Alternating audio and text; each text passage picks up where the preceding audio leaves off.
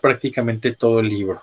¿Sale? Entonces, la siguiente semana vamos a tener 3 videos como lo teníamos al principio. Y ya la siguiente semana uno solo para poder cerrar nuestro, ¿cómo se llama? Nuestro curso de historia.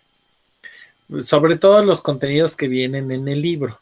Ya después de esa semana, si quieren, nos dedicamos a ver algunas preguntas que tengan que ver con la parte de las guías Comipems que tengan, alguna duda que tengan en relación a la parte de historia, formación cívica, geografía, les puedo ayudar en esta parte aquí, ¿vale? ¿Dudas en esta parte? No, profe. No, profesor. Excelente, pues miren, somos muy poquitos, quién sabe dónde se habrán ido los demás. Ashley, qué bueno que estás por acá, qué milagro. No, es cierto, Ashley siempre está aquí con nosotros. No nos habla, pero aquí está con nosotros. ¿Sirve tu micro, Ashley, o no? Sí. Ah, sí sirve, mire, sí está con nosotros, excelente. Bien. Fíjense bien, voy a hacer, primero la primera parte tiene que ver con apunte, entonces primero me voy con la parte del apunte.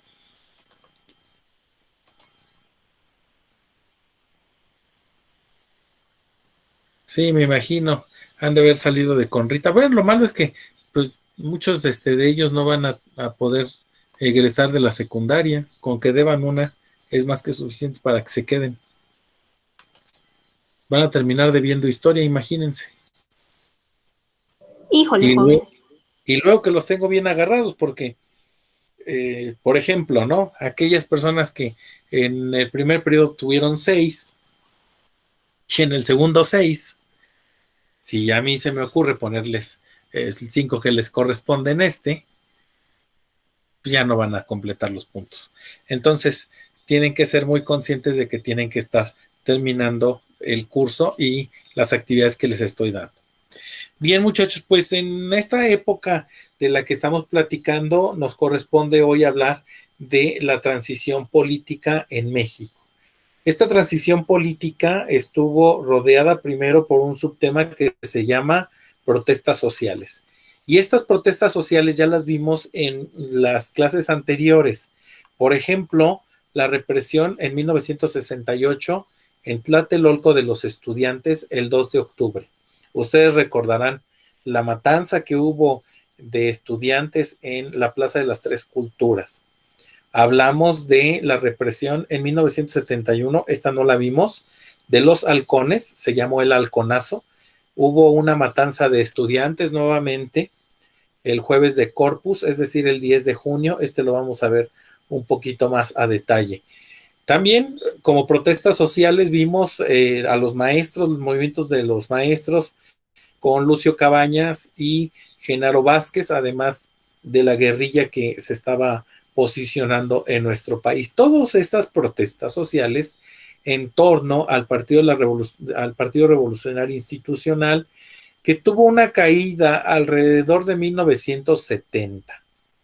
Y esto es porque, pues, con el gobierno de López Portillo, este Partido Revolucionario Institucional comenzó a verse antidemocrático, autoritario, desigual. Había mucha injusticia social, precisamente porque México había tenido una etapa de mucho crecimiento con la cuestión del milagro mexicano. Los políticos pensaron que podían hacer lo que quisieran con la gente y eso realmente no era así. Hubo mucha violación de los derechos humanos y en general un malestar social en general. De 1970 a 1980 se da la guerra de guerrillas, es la guerrilla en donde los grupos armados empiezan a tener, sobre todo en Guerrero y Oaxaca, organizaciones civiles y movimientos sociales. El gobierno responde con la guerra sucia, es decir, reprime estos movimientos, desaparece a los opositores. Tan es así esta guerra sucia que hay más de 500 desaparecidos políticos. Y pues no es que estuvieran desaparecidos, realmente el gobierno mandó a asesinar a estas personas que participaban en la guerrilla, ¿no? En 1985, muchachos, con el terremoto, pues se unió la sociedad civil, sin importar la edad, el color, el sexo, los estudios, el grado de estudios, etcétera. Y se dieron un movimiento de unidad muy importante en los indígenas, en los campesinos y en los estudiantes. Por ejemplo, en la Ciudad de México se generó la Asamblea de Barrios, que era una asamblea que buscaba mejorar la vivienda de aquellos afectados del sismo del 85. Y por ahí hubo un personaje muy importante que le llamaron Super Barrio. Era un luchador, alguien de lucha libre, ¿no? Era un personaje como Mamá Lucha, pero a él le llamaban Super Barrio, que lo que luchaban era por el derecho a la vivienda. En 1998 se crea el Centro de Derechos Humanos Miguel Agustín Pro Juárez. Esto lo crea la Compañía de Jesús, una organización religiosa, pero es el primer antecedente de la Comisión de Derechos Humanos en México, porque antes de 1998 no había quien abogara por los derechos humanos. En 1994 se crea la Alianza Cívica. Ese es un grupo que se creó para vigilar las elecciones de 1994. También, muchachos, en el 1999, apareció, esto quiere decir Consejo General de Huelga. Son los alumnos de la UNAM contra la UNAM. Es un movimiento estudiantil en contra del alza del pago de cuotas. Yo estuve por ahí en la universidad en esos años y más de 9 meses duró la huelga. La idea era que querían pasar de cobrar, nosotros pagábamos, si bien es cierto para aquellas personas que no tienen grandes recursos económicos, se pagaba una cuota de 40 centavos para poder de alguna manera sostener los trabajos de la Universidad Nacional. Pero la Universidad Nacional quería imponer cuotas de, ¿qué les gusta? Más de 1,000 pesos, ¿no? Entonces, la idea central era mantener la gratuidad de la educación en México, que no se tuviera que cobrar por la educación en nuestro país. Y bueno, pues hubo muchas formas de protesta y de organización, grupos indígenas en defensa del medio ambiente, por ejemplo, no dejaron que se podaran algunas de las zonas en donde había muchos árboles allí en Cuatro Ciénegas.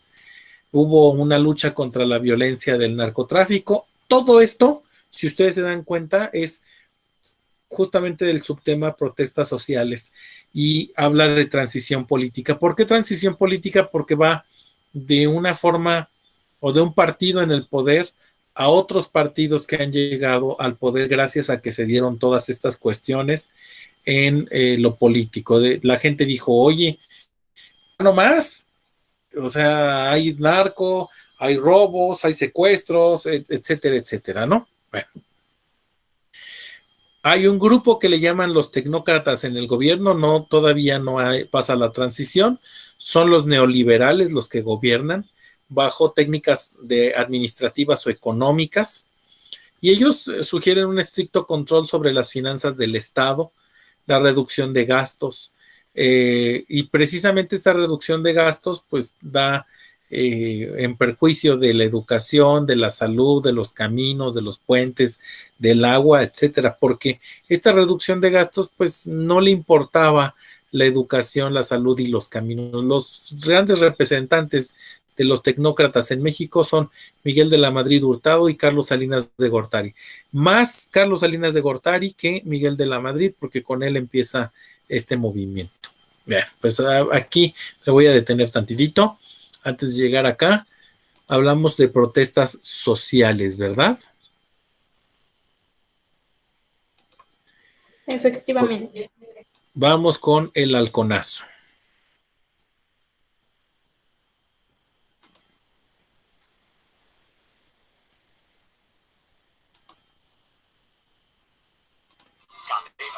La televisión más abierta que nunca. ¿Pero qué fue el halconazo? Se trató de una de las páginas más oscuras de la historia de México de los años 70, en el siglo pasado. Una jornada de represión, es así, directa y sin miramientos, en contra de estudiantes y jóvenes que solo querían hacer escuchar su voz.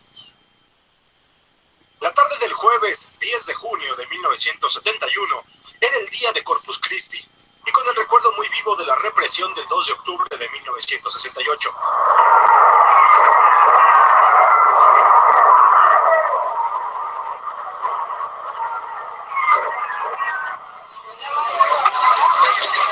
Cientos de estudiantes de la UNAM y el Politécnico se concentraron en el llamado Casco de Santo Tomás para marchar hasta el Zócalo en apoyo a sus compañeros de la Autónoma de Nuevo León.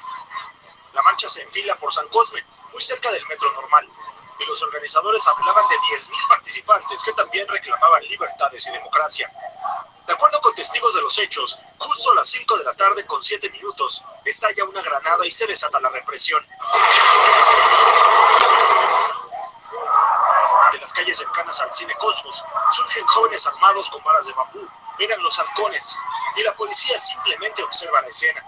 Otros agresores empuñan pistolas y abren fuego.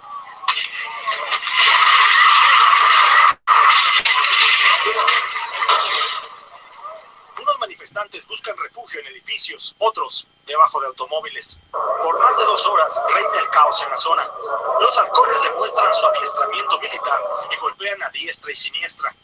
En una edición especial aparecida casi clandestinamente en la revista ¿Por qué?, se habla de entre 75 y 125 muertos, más de 300 heridos y al menos 500 detenidos. Por la represión se dan algunas renuncias de funcionarios, se detiene a varios de los halcones, pero ante la falta de denunciantes no hay proceso y el gobierno habla de actos de provocación de los estudiantes. Las agresiones contra la universidad son agresiones contra el país. Jóvenes del coro fácil, nos opondremos a ellas, provengan de donde provengan. La investigación a fondo prometida por Luis Echeverría solo quedó para el anecdotario. Con información de Humberto Tapia. Suscríbete a nuestro canal de YouTube para que siempre estés informado de las últimas noticias de México y el mundo. Bien, pues, Ahora... ¿cómo vieron esa parte del halconazo? Alejandro, ¿qué te hace ver esto? Para mí, lo principal es como si se hubiera vuelto a repetir lo que pasó en el 68. Muy bien, sí, pues sí. Y ahora sin miras, ¿no? Pero bueno, ahora sin ningún tipo de ¿cómo les diré? De encubrimiento, fue algo que se dio a la plena luz del día. Bueno, pues esas son represiones. Ahora, fíjense bien, ¿eh? Vienen las reformas electorales, porque en 1982 el PRI contiende contra 7 candidatos y en el 82 ya era fuerte, empezaban a tener fuerza el PAN, que era el segundo lugar en fuerza política y que fue ganando cada vez más posiciones. El PCUM, Partido Socialista Unificado de México, en tercer lugar. Gana aquí las elecciones Miguel de la Madrid y después vino una reforma electoral en 1988 con Carlos Salinas de Gortari, que se crea un tribunal electoral, quitó a la Suprema Corte de Justicia como parte de ser el árbitro electoral y crea un tribunal especial. A partir de ese momento empieza el tripartidismo en nuestro país, el PRI, el PAN y el FDN, que es el Frente Democrático Nacional. Y en el Frente Democrático Nacional estaban englobados todos los partidos de izquierda, todos apoyando al hijo de Lázaro Cárdenas, Cuauhtémoc Cárdenas. En 1988 hay elecciones, pierde Cuauhtémoc Cárdenas a pesar de que es el que tiene la mayoría en las urnas, hay conflictos y polémicas. El Frente Democrático Nacional, quiero decirles, muchachos, que surge de una corriente democrática del PRI. Cuauhtémoc Cárdenas militaba en el PRI y lo que no quería era que se siguiera poniendo a personas por dedazos. En 1990 se crea el IFE y de aquí vamos a irnos hacia los videos. Aquí vamos ya con esta elección polémica. Vamos a regresarnos.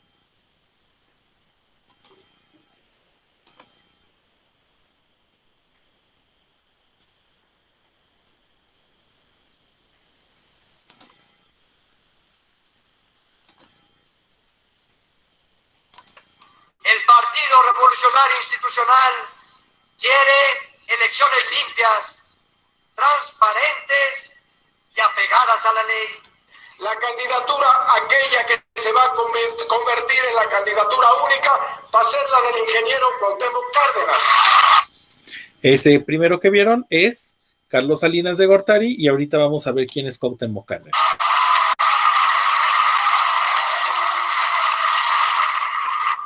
El 3 de junio, Eberto Castillo, candidato del PMS, declina su candidatura en favor de la de Cárdenas. Este paso que damos no es para declinar compromisos. Este paso que damos es para sumar fuerzas con un hermano de lucha de hace mucho tiempo. Es para sumar fuerzas con Cuauhtémoc Cárdenas para juntos cumplir todas las promesas que hemos hecho a este pueblo mexicano. Es decir, todos los partidos renunciaron a tener un candidato para unirse con el Frente Democrático Nacional de Cuauhtémoc Cárdenas. Por primera vez en la historia reciente de México, el candidato del PRI se enfrenta a dos hombres fuertes de la oposición, Cuauhtémoc Cárdenas del Frente Democrático Nacional y Manuel Cloutier del PAN. A pesar de las promesas de millones de votos a favor del candidato oficial, Carlos Salinas de Gortari, los jerarcas del PRI esperan preocupados el resultado de la votación. La preocupación se convierte en alarma. Para su sorpresa, los primeros resultados que llegan a la Secretaría de Gobernación en Bucareli muestran una tendencia a favor de Cuauhtémoc Cárdenas. En las primeras horas de la madrugada se anuncia en cadena nacional una caída del sistema de cómputo. O sea, en las elecciones del 88 ya había, las primeras computadoras estaban de alguna manera contando los votos, iba ganando Cuauhtémoc Cárdenas y se les cayó el sistema. ¿Cómo ven? Se les reinició. No hay sistema. Se les reinició el Windows, pobres, se les dio pantalla azul.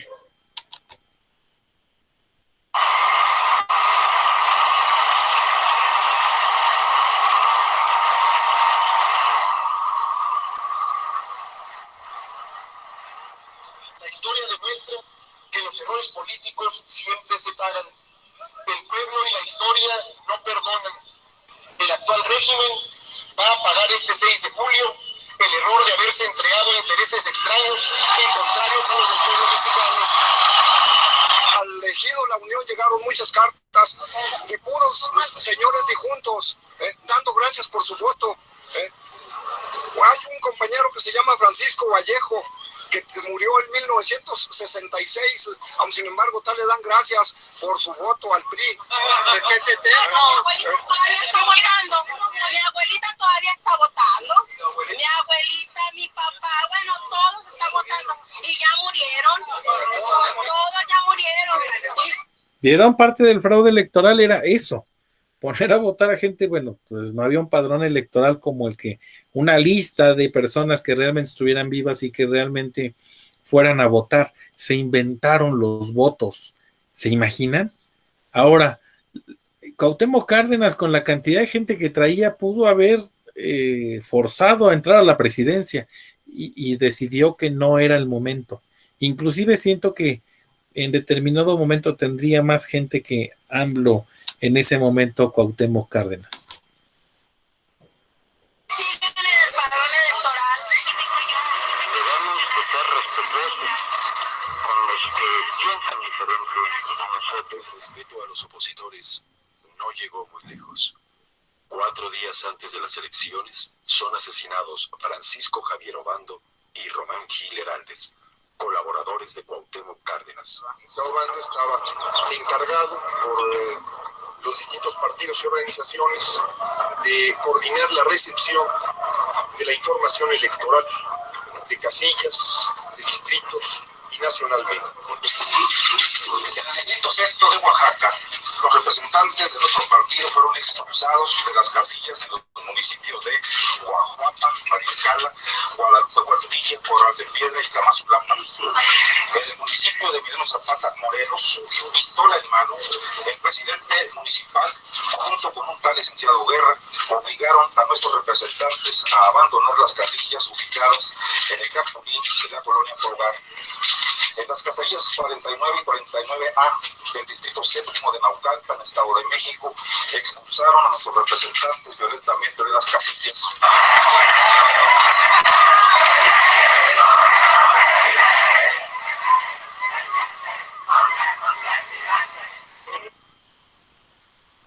El 21 de agosto son asesinados 4 jóvenes activistas simpatizantes de Cárdenas.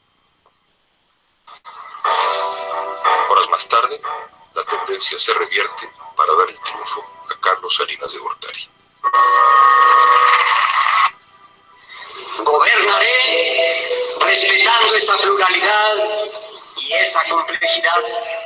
Mi propuesta inicial es la siguiente. Convengamos la forma de limpiar la elección. Aceptaré el resultado cualquiera que sea, que surja de comparar los números de las actas de escrutinio, de abrir los paquetes electorales que sean necesarios. Presidente constitucional de los Estados Unidos mexicanos, el 1 de diciembre de 1988, al día 30 de noviembre de 1994, el ciudadano Carlos Salinas de Gortari.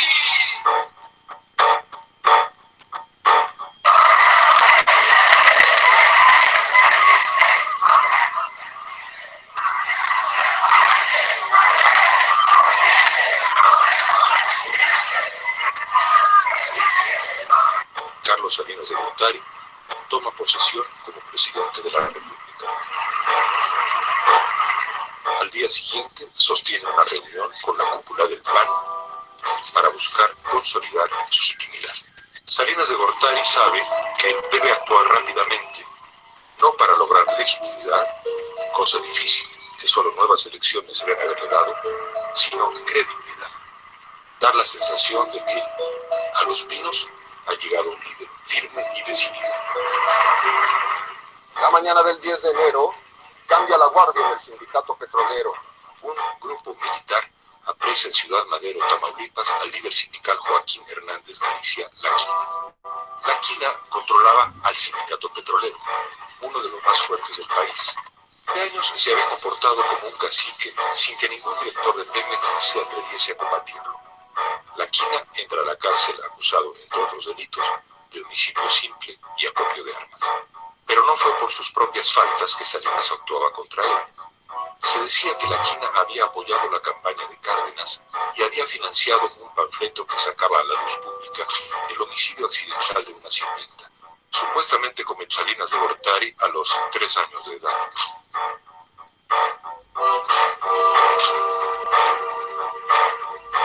Se le va a hacer pagar su desacato al sistema y a Salinas en lo particular, y se va a hacer un castigo ejemplar. Lo que le pasó a La Quina le podía pasar a cualquier otro de los líderes obreros, incluido a Fidel Velázquez. La lección la aprenden rapidísimo. La reacción social fue una mezcla de admiración y alivio. La figura de Salinas de Gortari creció. En efecto, había un líder en Los Pinos. Con el apoyo incondicional del octogenario líder y presidente vitalicio de los obreros Fidel Velázquez, se firman los pactos entre la CTM, el gobierno y los empresarios. En muchos otros países, un ajuste así de drástico en los salarios, como el de 1990, hubiese arrojado a los obreros a la calle en protestas multitudinarias, no en México. Es una de las ventajas del corporativismo, comentaba Salinas. Es importante que ellos entiendan que los mexicanos no queremos ser como los americanos, ni como los canadienses. Queremos ser sencillamente mexicanos. Es nuestro mayor orgullo. El prestigio interno de Salinas crece.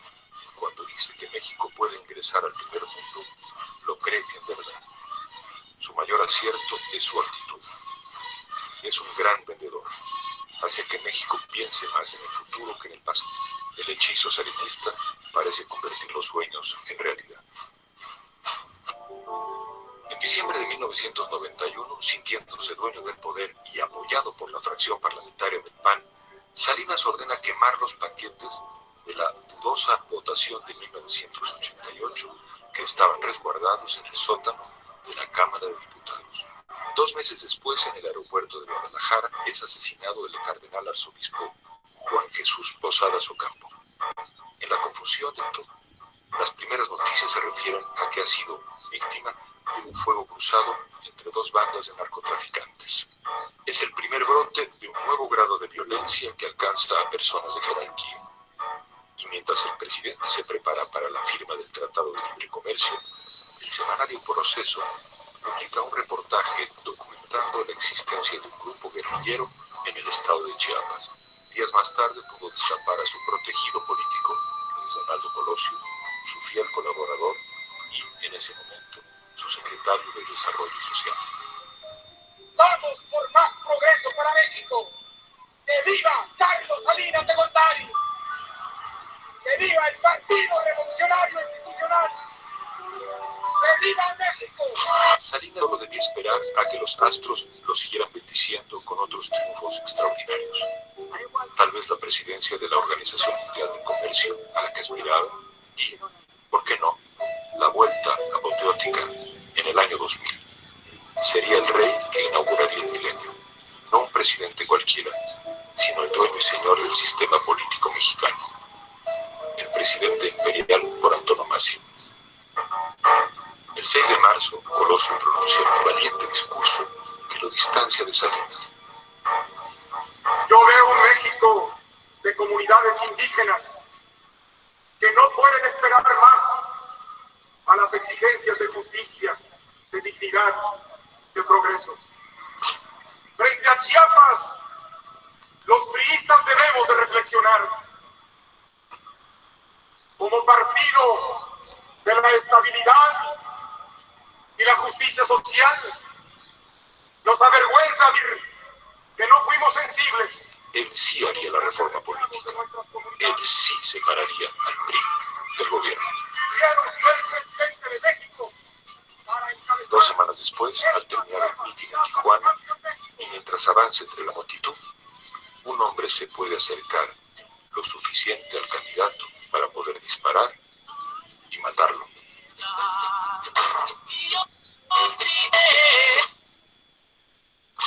Ante este hecho indignante e inaceptable, que cumplirá la ley, se hará justicia.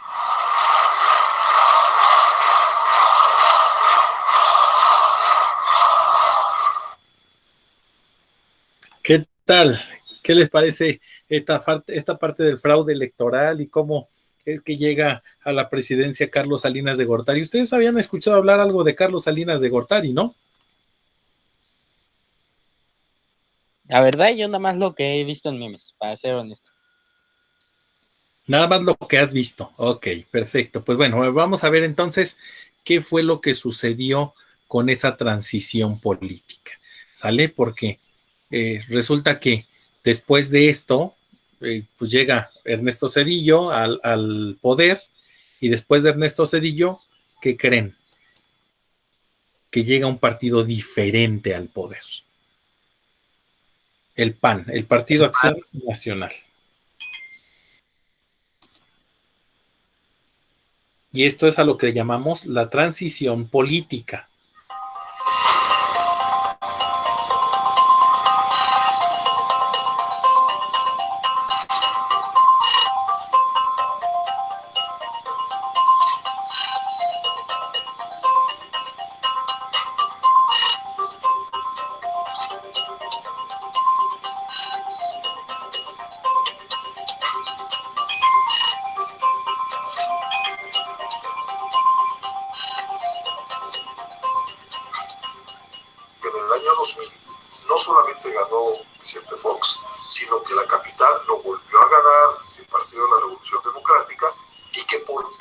En la Cámara de Senadores tampoco iba a haber mayoría. Es decir, fueron cambios de una enorme densidad. La alternancia tiene efectos benéficos sobre los países, pero no es un acto refundacional. Es decir, en el 2000 no se fundó un nuevo México. Se pensaba que al llegar el primer gobierno, que no era el PRI, pues muchas cosas iban a estar resueltas en las siguientes semanas. Éramos un gobierno de minoría política. Esto casi nadie lo dice, digamos, con la contundencia que tiene un gobierno de minoría política, que no tiene el control del Congreso, pero no solamente un gobierno de minoría política en términos del Congreso. Éramos un gobierno auténticamente de minoría política por donde se le quiera ver.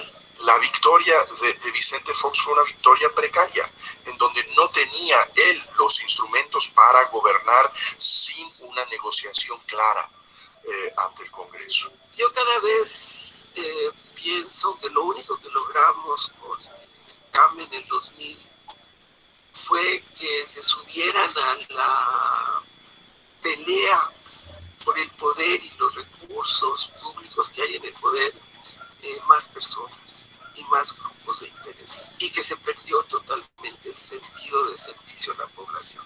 Hay un desencanto con la democracia. Injustamente, la democracia no tiene la culpa. La democracia no es una ocurrencia. La democracia es un atributo de los seres humanos para buscar una herramienta que es la cooperación y la competencia. Y cuando se da esto, entonces se vuelve virtuosa la democracia. La democracia requiere de los cuidados, casi de los cuidados que hay de terapia intensiva. Siempre hay que estarle tomando sus signos vitales, auxiliándola, reforzándola por aquí y por allá, porque la tentación a la demagogia, al autoritarismo, a un régimen cerrado de libertades públicas y privadas, en este país va a estar latente. Y esto que tiene que ver, porque al final llega Vicente Fox, piensan que va a cambiar mucho la situación política en México y resulta que es un gobierno que está atado de manos por el Congreso, sobre todo porque en el Congreso había mucho priista y entonces las reformas que mandaba el PAN pues, no se concretaban porque había mayoría priista, pero además de eso empezaron a pelear por el asunto del dinero. Por ahí hay una situación que se le presenta a Vicente Fox, en donde hay unas toallas, creo que de 40,000 pesos cada toalla. Entonces, imagínense la cantidad de cosas que tienen que ir de alguna manera resolviendo cada uno de estos gobiernos y de las exigencias que se tiene de la gente, ¿no? Bien, voy ahora aquí a esta. Estamos hablando ya de la última, digamos, el último periodo 6 por 18, los últimos 20 años, 30 años en México.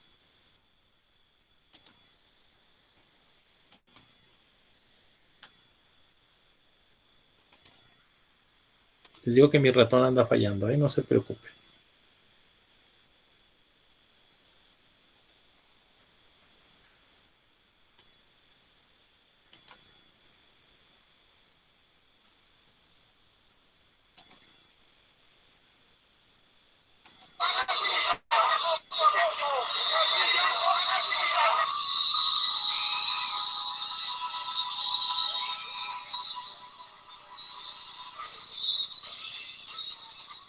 FCH es Felipe Calderón Hinojosa.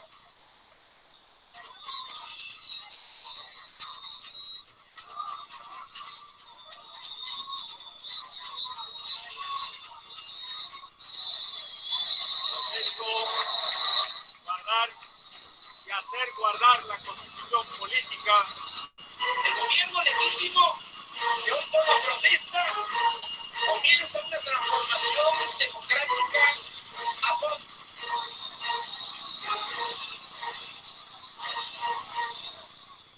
Tema polémico, el ex candidato presidencial Roberto Madrazo dijo que en las elecciones de 2006 Andrés Manuel López Obrador tenía ventaja sobre Felipe Calderón.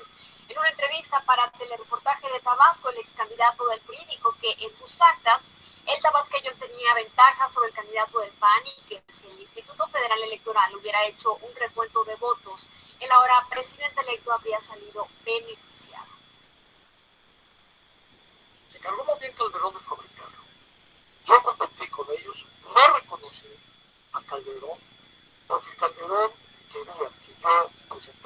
las actas como candidato del PRI y en donde iba a demostrar el nombre respaldado en actas del PRI. En mis actas, Andrés estaba arriba de en las del PRI, en tus actas ganó Andrés Manuel. ¿Por qué no se las diste a Andrés Manuel? Porque nunca me las pidieron. Si el IFE hubiera tomado la decisión de hacer recuento como exigía una parte de la oposición que contendía casilla por casilla, voto por voto, yo sabía que podía hacer un recuento favorable para López Obrador. Pero esa no era mi lucha. Hay reacciones ante estas declaraciones. El ex candidato presidencial del PRI, el presidente electo Andrés Manuel López Obrador, así respondió. Y sostenido y hay pruebas suficientes de que hubo un fraude electoral en el 2016. Por eso no se abrieron los paquetes electorales, no se cumplió con la demanda de la gente de que se contaran los votos. Y el expresidente Felipe Calderón aseguró que es falso y delicado que Roberto Madrazo diga que Andrés Manuel López Obrador ganó la elección en la que los tres contendieron por la presidencia en el 2006. Ante estos dichos de Madrazo, Calderón respondió que él ganó la elección del 2006. Indica que coincidían las actas del PAN con las del PRI y PRD. Por su parte, Luis Carlos Ugalde, ex consejero presidente del IFE, aseguró que no hay ninguna evidencia de que en el 2006 se haya tergiversado la votación y dijo que las declaraciones de Roberto Madrazo están fuera de tiempo. Ugalde también comenta que el PRD nunca se quejó de que en las actas hubiera discrepancias. Ok, y vamos con el último video que les va a dar una idea de cómo fueron las tomas de protesta en este momento de los candidatos que se convirtieron en presidentes de la República. ¿Ya se aburrieron, muchachos?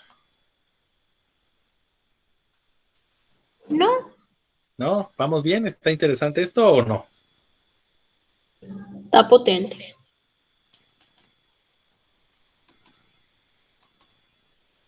Así es, y bueno, ahora vamos a recordar cómo fueron algunas tomas de posesión.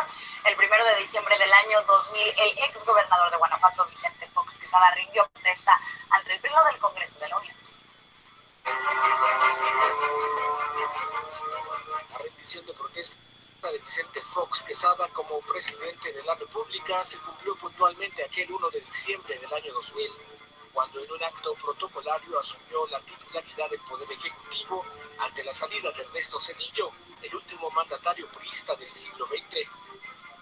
Antes de acudir al Palacio Legislativo de San Lázaro, el día lo comenzó con una visita a la Basílica de Guadalupe para agradecer los favores recibidos. Destinó tamales y atole en el barrio de Tepito, en la Ciudad de México. Hay juramento de protesta que está marcado en la Constitución, en el que se compromete a guardar y a hacer guardar la Constitución política de los Estados Unidos mexicanos y las leyes que de ella emanen. Vicente Fox le añadió: por los pobres y marginados de este país, y si así no lo hiciere, que la nación me lo demande. Fue Ricardo García Cervantes, presidente de la mesa directiva de la Cámara de Diputados, quien entregó la presidencial a Vicente Fox, ex gobernador de Guanajuato, con 58 años de edad. Es recordado por millones de mexicanos el gesto que tuvo fuera de protocolo al saludar a sus hijos Cristina, Paulina, Vicente y Rodrigo al inicio de su primer discurso ante el Congreso de la Unión. Imagen: Rodolfo Hernández. Y bueno, sí, precisamente estuvo fuerte la crítica que le hicieron precisamente por saludar primero a sus hijos antes que al Congreso. Así fue. Y bueno, en el 2006, Fox hizo entrega de la banda presidencial a Felipe Calderón en una muy atropellada sesión. Y además, eso era muy simpático, porque la banda que trae el presidente que sale es la banda que va a utilizar el presidente entrante. Y Fox de este tamaño, Calderón de este tamaño, parecía que traía una liga, van a ver.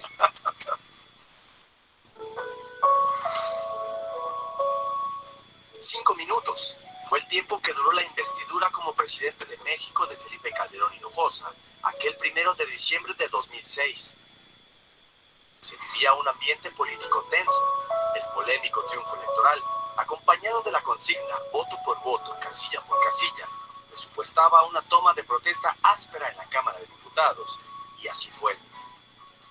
3 días antes, los legisladores panistas tomaron la tribuna del Palacio Legislativo de San Lázaro para evitar que los diputados izquierdistas sabotearan la toma de protesta de Calderón Hinojosa. Eran las 8 de la mañana de aquel viernes 1 de diciembre, y conforme avanzaba el reloj, la Cámara de Diputados se convertía en un mercado. Gritos, empujones, curules volando y uno que otro golpe eran parte del ambiente para evitar el quórum para la sesión del Congreso General. Mientras tanto, el entonces presidente electo llegó oculto al estacionamiento subterráneo del edificio A de la Cámara de Diputados. Caminó por un pasillo angosto hasta la sala de prensa y se coló a través de una puerta que daba a Trasbanderas, la parte trasera del Pleno. 9:47 de la mañana, en medio de empujones y chiflas, Felipe Calderón Hinojosa apareció en escena. Atrás de él, el todavía presidente Vicente Fox con la banda presidencial. El ambiente de confrontación obligó a Felipe Calderón a colocarse él mismo la banda presidencial, luego de que el presidente de la Cámara, Jorge Cermeño, la recibiera de manos de Vicente Fox. Y bueno, hace 6 años, en el 2012, Enrique Peña Nieto recibiría la banda presidencial de manos de Felipe Calderón. Leal y patrióticamente, el cargo de presidente de la República.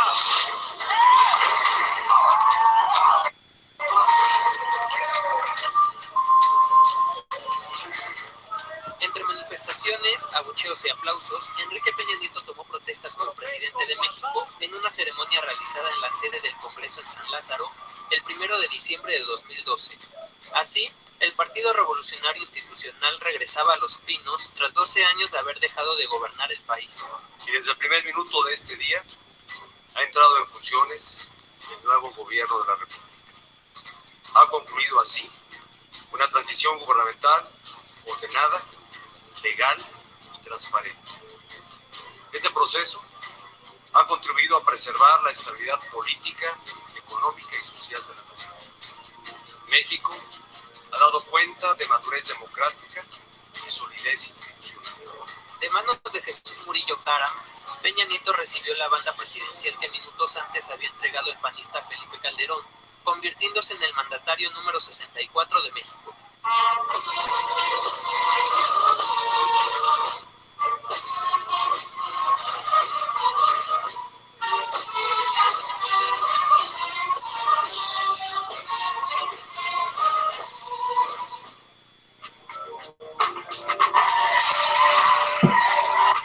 Horas antes de la toma de posesión, simpatizantes del movimiento estudiantil Yo Soy 132 y de otras organizaciones sociales se enfrentaron con policías afuera del Congreso en medio de las protestas en contra del gobierno entrante.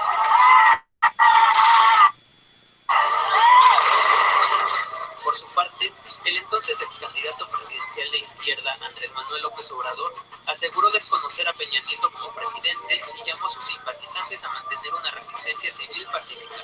Para Imagen, Alejandro Aguilar. Muy bien, pues con esto vamos terminando el asunto de los temas. Vayan colocándome, por favor, en el chat su nombre, empezando por apellidos. Lo único que quiero que vean ya aquí en esta última parte es esto, ¿no?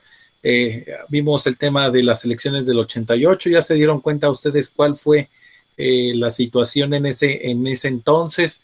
Ya les hablé de la creación del IFE y de los tribunales electorales, y venía el Movimiento Zapatista de Liberación Nacional, que ya lo vimos también con mucho detenimiento, y finalmente el proceso de construcción de la alternancia política, que es precisamente la llegada del Partido Acción Nacional al gobierno. Y bueno, pues ya se dieron cuenta de estas elecciones de 2006, que cómo estuvieron. Ahora déjenme les digo algo, en función de lo que acabamos de ver. Tampoco crean que el gobierno de Vicente Fox, con el asunto de la alternancia, ¿verdad?, iba a ser la solución a los problemas de México. La verdad es que había muchas ocurrencias que venían de la presidencia y creo que no hubiera sido algo bueno que hubiera tenido todo el poder en ese sentido Acción Nacional. A mí me parece que la mejor fase que tuvieron en el poder fue la de Felipe Calderón. Sin embargo, bueno, pues digo, estamos hablando de en función de quién fue mejor, si Vicente Fox o Felipe Calderón, pero si ustedes se dan cuenta, pues ha habido muchos fraudes alrededor de la historia de nuestro país y no ha sido fácil, ¿verdad? La cuestión electoral y ni mucho menos la cuestión de gobierno en nuestro país. ¿Alguna duda que tengan, muchachos? ¿Algo que me quieran comentar?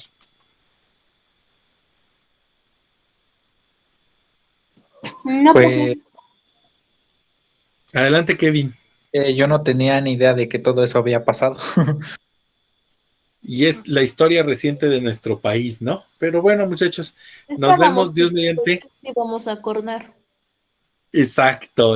Dime, Alejandro. Creo que Yo yo tengo apenas una, nacido. como cuántos años lleva, contando a los del Peña Nieto y Felipe Calderón, ¿cuántos años lleva el PRI en el poder?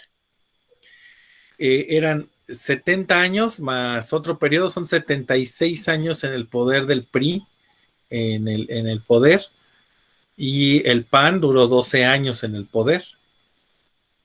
Y esta es la primera vuelta en la que Morena tiene poder, ¿no? Okay. Perfecto, muchachos, pues cuídense mucho, nos vemos la siguiente semana, que tengan un excelente fin de semana, nos vemos la siguiente semana, ¿vale? Hasta luego, profe, nos vemos. Hasta luego, maestro. Hasta luego, profesor. Hasta luego, maestro. Gracias, igualmente, muchachos.